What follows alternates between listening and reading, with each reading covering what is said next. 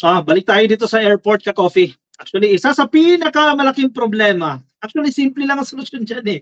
Pero isa sa pinakamalaki na nagiging problema natin, itong airport. Yan, madalas yung mapaparinggan yung ka-coffee ng mga problema, yung ating mga paliparan. Kasi for the longest time, ilang administrasyon na ang nakalipas, pinabayaan yung ating airport. In fact, isa tayo sa may worst airports ka-coffee. One of the worst airport dito po sa buong mundo ka-coffee. Itong airport natin, mga paliparan natin. Paano? Pinabayaan yan sa mahabang panahon. Ngayon, actually dapat hindi na natin ito pinoproblema pero nandito pa rin po tayo. Nandito pa rin po tayo sa basic problems ka-coffee na hindi na dapat kung hindi lang ito pinabayaan. Anyway, may mga mananagot na naman po. May mga staff nagtatrabaho dyan sa airport. Ano bang ginagawa niyo dyan ka-coffee? Yan, yari na naman. Nasa pool na naman kayo dito ni Tulfo. Tulfo wants new probe into long lines for the e-gates at airports. Alam mo, di ba? Pila lang, simpleng pila, Bakit humahaba yan? Simpleng pila lang. Dapat hindi ganyan ka-complicated yan eh. Di ba dapat ang problema natin poverty na. Nandoon na tayo sa pagresolba sa poverty. Dapat nasa climate change na tayo. Yun ang pinoproblema natin. Pero ito, nandito pa rin po tayo sa simpleng pila. Paano ba yung mga nagpapabaya sa kanilang mga trabaho? Abay, hindi pwede yan. Tulfo wants new probe into long lines at yung mga faulty e-gates dyan po sa mga paliparan. Ako, na-experience ko din ito ka-coffee. Minsan madalas din tayo mag-travel eh. Nakikita natin kung gaano kahaba yung pila. Minsan nga, muntikan pa tayo malit eh. 3 to 4 hours na tayong nasa airport, muntikan pa tayo malate dahil sa mga palpak na mga facilities. Senator Raffy Tulfo is seeking a new investigation of the long lines, defective e-gates and other problems happening at airports nationwide. Hindi lang po yan sa NAIA ha. Bakit ganyan? Nagpapalpakan na. Ano ba yan ibig sabihin yan? Yung mga na-procure na gamit sa mga previous administration, palpak, sira-sira, kaya ganyan yan? Yun ba yun? Nag-procure na nga ng gamit, palpak pa rin eh. In filing Senate Resolution number 1069, Tulfo aimed to look into inefficiencies at the country's domestic and international airports. The probe shall be conducted by the Senate Committee on Public Services, which he now heads. Simula nang umupo si Tulfo dyan sa committee na yan, dyan sa Senado, tila naging sunod-sunod ka-coffee. Yung mga issue yan sa mga bagon, isa pa yan ha. Yung mga bagon na defective, pinapasauli niya ng China yan eh. Diba? Parang ni Pinoy yan eh. Ang daming problema, mga basics lang ito. Yung mga petty crimes sa mga nakawan ng wallet, dyan sa mga MRT. Diba mga simpleng problema yan, bumabalik tayo sa basic. Kasi hindi man na-solusyonan yan in the previous administration. Nagbabalik tayo ngayon, naglilinis tayo ng mga back job ito eh. As reported, many passengers have to endure long lines at the check-in counters due to inefficient passenger lines, kiosks which have no sticker papers for printing of baggage tags, Senator said in the resolution filed Monday, July 15. Meron tayong nakausap ka-coffee. Meron pala tayong, hindi naman nakausap directly, no? May mga na-overheard na conversation. Ang sinasabi ng immigration, ng Bureau of Immigration, wala sa amin ang problema. Kasi mabilis lang naman sa amin eh. Diba? Halimbawa, dadaan ka, yung mga nakapag-abroad na dyan, alam nyo yan, diba? Dadaan kayo sa immigration. Mas mabilis ang proseso dyan kumpara doon sa mga airlines. Doon kasi humahaba ang pila, doon tumatagal yung mga airlines. Sige, halimbawa, Philippine Airlines, o Cebu Pacific, AirAsia, dyan humahaba ang pila, hindi yan dapat napukpukin. Diba? Hindi from time to time kailangan mag-imbestiga sa Senado. Limited lang yung ka-coffee, hanggang doon na lang tayo. Diba? Kasi yung petty task, pinapabayaan kasi eh. Pinapabayaan itong mga tao na ito eh. Balik tayo sa basic. There are complaints that passengers also have to endure long lines at immigration counters. Pero sabi ng immigration, hindi sa amin ang problema eh. Due to alleged lack of immigration personnel or counter and prolonged immigration screening. Siyempre, pinaglalaban din ng immigration. Baka malusutan sila, di ba, ng mga illegal recruiters, mga illegal recruits, etc.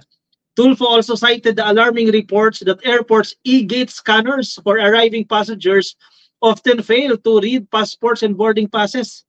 Ayan, palyado, mga makina. Forcing passengers to queue for manual processing instead and doubling the time spent at the counters. Naku, na ilang beses kung na-experience din yan ka-coffee. Minsan ang complicated pa ng proseso, di ba? Hindi kagaya sa ibang bansa. In fairness sa China, mabilis din sa China. Kapunta na tayo ng China, mabilis lang din eh. Pero, wala dito sa Pilipinas talaga, pinabayaan kasi yan for the longest time ng previous administration. Hindi na naayos yan. Siguro after this modernization, ang gagawin dyan sa airport, kasi di ba, isa sa privado yan government, private to public-private partnership pala. Hindi naman isa sa privado, no? Public-private partnership. Yan, gumanda na yan. Hoping tayo ka-coffee. And jet travelers carry the burden of the inconvenience as they have to spend extra money to rebook their tickets and stay extra hours at the airport's lobby even when they are not the ones at fault, the senator lamented in the resolution. Maraming makaka-relate dito ka-coffee sa mga nangyayari. Maiwan ka pa ng flights mo dahil sa sobrang haba ng pila, kahit 3 oras ka na, kahit 4 na oras ka na mas maaga na dyan sa airport, posibleng maiwan ka rin ka-coffee ng iyong eroplano dahil sa mga palyadong mga proseso. Adding to the passengers' burden, Tulfo said many escalators, walkalators, carousels, and tubes were either poorly operating or non-operational at all. Pasok pa yung surot. Wala kasi complacent na ka-coffee. Ano na, parang lax na ba? Nagtatamad-tamaran na dyan ka-coffee yung mga tao dyan na hindi na ginagampanan yung kanilang trabaho. At dapat yan pukpok talaga Tulfo also stressed the need to address the lack of signs at the airport terminals. O biruin mo simple mga problema na lang yan. Mga signs na lang yan. Sa arrival at departure areas, he added that passengers must be informed of their rights in cases of missed flights due to immigration lines and other boarding problems. His resolution likewise sought to inquire into the operations of the Manila International Airport Authority, or MIA. There is a necessity to evaluate the current situation and operational procedures of the Manila International Airport Authority to identify potential areas for improvement and ensure that international aviation standards are complied with, sabi ni Tulfo. Ang problema talaga, wala atang nakukumply. Kung meron man, mangilan-ngilan lang yan According to Tulfo, the inquiry aims to recommend necessary reforms that will, and I quote, modernize and optimize airport operations, meet global standards of excellence, and enhance overall passenger experience. Kasi ano yan ka-coffee, yung mga airport natin, fasad yan Fasad ng bansa natin yan Diba yung mga banyaga Pagdating nila sa Pilipinas, una nilang makikita ang ating mga airports. Fasad natin dyan, kumbaga lobby natin yan. Di ba, yung impression nila, yung first impression nila, doon makikita pala sa airport In fairness, sa mga CR, sa mga palikuran ng NAIA, malinis na. Di ba? As compared noon, di ba? Kayo, kung kailan kayo nasa bumiyahe ako, napapansin ko yan, medyo malinis na. Ang laki ng improvement sa mga palikuran, ka-coffee. At lagi may tao na nagbabantay, di ba? May nagbabantay na naglilinis from time to time. Pag may pumasok siya cubicles, may papasok na lalaki or babae dyan, lilinisin nila yan. At lagi na rin may tissue. Hindi ko alam, pero yun ang napapansin ko Maya-maya nililinis na in fairness. At yung libreng tubig, yan, malaking bagay din po yan. Lalo tayo, mahilig tayo magkape. Kung wala kang tumbler, may hot water sila. In fairness. Pero marami pa rin tayong dapat ayusin ka-coffee. At yun na lang, kailangan natin bumalik na naman dito sa mga basics na ito Kasi pinabayaan yan for the longest time. In fairness ka-coffee, sana maayos na ito ka-coffee. Kasi paano din ito magdadala din ito ka-coffee. Magdadala din ito ng pera sa Pilipinas dahil sa turismo, di ba? Kung maganda yung mga may experience nila sa Pilipinas, pag salubong pa lang sa kanila, maganda-ganda na, di ba?